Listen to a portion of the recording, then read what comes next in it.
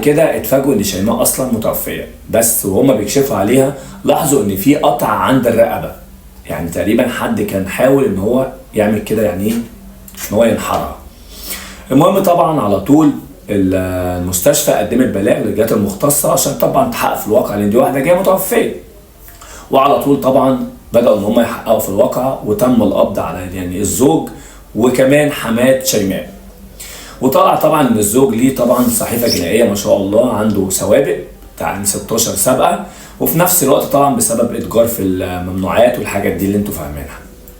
ولكن ده اللي انت ما تعرفوش ان الطب الشرعي اكد ان شيماء اصلا ميته بسبب تعاطي مخدر او برشام الترما.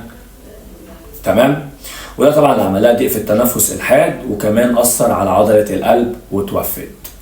ولكن اللي ظهر عندها في رقبتها دوت هو فعلا كان قطع في الرقبه لانها كانت بتحاول